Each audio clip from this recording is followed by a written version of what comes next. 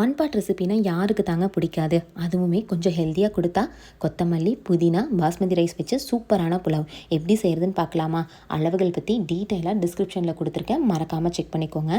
Mixie ஜாரில் பட்டை, கிராம்பு, ஏலக்காய், சோம்பு, பச்சை மிளகாய் காரத்துக்கு ஏற்ற மாதிரி இஞ்சி பூண்டு சேர்த்து குறைன்னு அரைச்சிக்கலாம். இப்போது அது கூடவே கொத்தமல்லி, புதினா ரெண்டும் சேர்த்து நல்லா நைஸாக அரைச்சிக்கோங்க. குக்கரில் தேவையான அளவுக்கு எண்ணெய் விட்டுக்கலாம். நான் கடலெண்ணெய், தேங்காய் ரெண்டுமே யூஸ் பண்ணியிருக்கேன். எண்ணெய் நல்லா காஞ்ச உடனே பிரிஞ்சி இலை, முந்திரி ஆட் பண்ணிக்கணும். பெரிய வெங்காயம் ஆட் பண்ணி நல்லா வதங்கினதுக்கப்புறம் கட் பண்ணி வச்சுருக்க உருளைக்கிழங்கு, ஊற வச்ச பச்சை பட்டாணி ஆட் பண்ணி நல்லா வதக்கிக்கலாம். தக்காளி, தேவையான அளவுக்கு உப்பு சேர்த்து நல்லா வதங்கினதுக்கப்புறம் அரைச்சி வச்சுருக்க கொத்தமல்லி, புதினாவையும் ஆட் பண்ணி நல்லா எண்ணெய் பிரிஞ்சிற அளவுக்கு வதக்கி விட்டுக்கோங்க. கடைசியாக தேவையான அளவுக்கு தண்ணி ஆட் பண்ணிக்கலாம். தண்ணி நல்லா கொதி வந்ததுக்கப்புறம் ஊற வச்சுருக்க பாஸ்மதி ரைஸ் ஆட் பண்ணிக்கோங்க.